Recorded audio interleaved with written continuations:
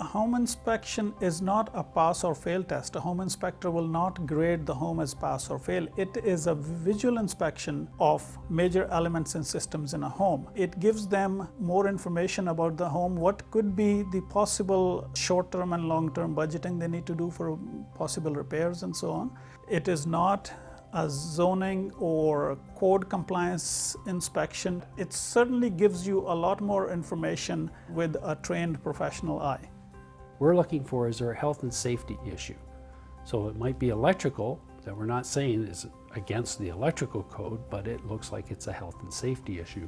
We're like the GP, we're like the general doctor. You go in and you say, I'm getting old and I'm not feeling too good.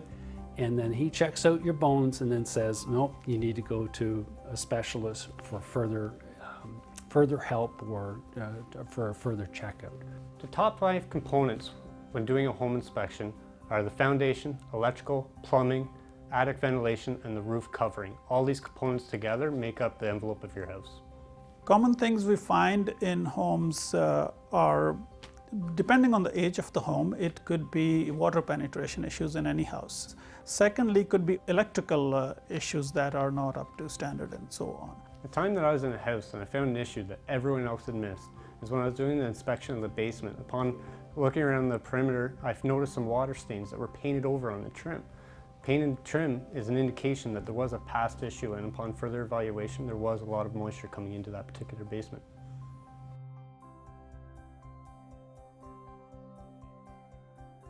Everyone's going to have a little different format, but the bottom line is your home inspector should be, first of all, telling you what they can and can't do. It's called pre-inspection agreement. They should be explaining what is going to happen during the home inspection, what is the limitations that they can do. When I perform a home inspection, I kind of have a routine that I personally do. When I show up to the house, I do a perimeter check around the exterior of the home. I go clockwise and counterclockwise. It gives me a different aspect of the exterior of the home. I'm up on my ladder checking the eaves, the roof, the chimney, even little things like bushes touching the brick of a house. And then when I move into the house, I take all my tools that are required, I go down to the basement and I do moisture checks for the perimeter of the foundation. I check the furnace, the water pump, the water softener unit, and I work my way up checking all aspects of the basement. After that, I do the first floor of the house, checking each and every bedroom, kitchen, living room, fireplace, anything that needs to be looked at. When I finish my inspection, I finish in the attic because that's usually the dirtiest spot and I don't like to track that dirt into the rest of the house.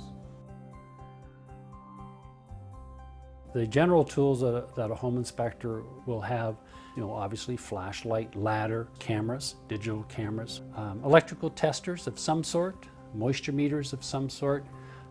Some of us use infrared cameras. There's borescopes, if you need to look down a pipe or something like that. There's a multitude of electronic tools that make a visual, non-invasive, non-destructive inspection pretty easy nowadays. A client should be present with the home inspector when he's doing a home inspection because it's going to give the home inspector the ability to explain all the details of a home. For example, if you had to change a furnace filter, when you're with the home inspector when he's doing that inspection, at that point in time he's going to say every 6 months you're going to need to change this filter, and he's going to be able to pull it out and show you how to do it and how to put it back in. So as a consumer, it's absolutely encouraged to be present for a home inspection. The average 1,500 square foot home takes about 2 to 2.5 hours to inspect. It takes time to search over everything, including the foundation all the way up to the attic. When you hire a home inspector, you're going to receive a written report that's explaining any issues or maintenance requirements going forward with your home purchase. If you're not satisfied with one aspect of your report, you should have that aspect further evaluated.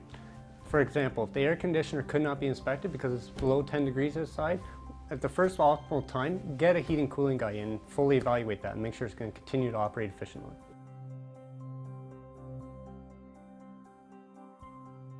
The best way for a person to go about hiring a home inspector, I would strongly suggest that you start at the time you're thinking about buying a house.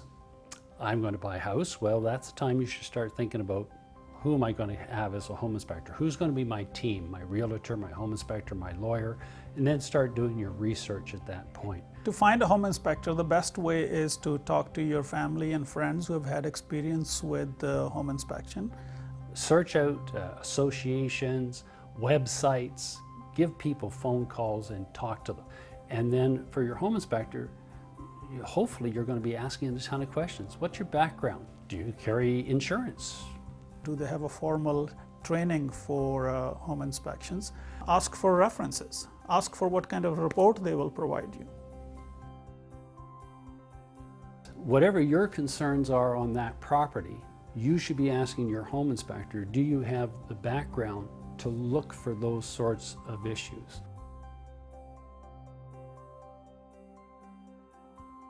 If you're buying a condo or a cottage, if you're buying a doghouse, it's a piece of property.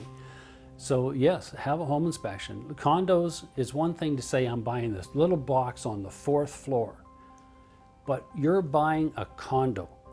Again, it's an impartial set of eyes looking at your potential purchase.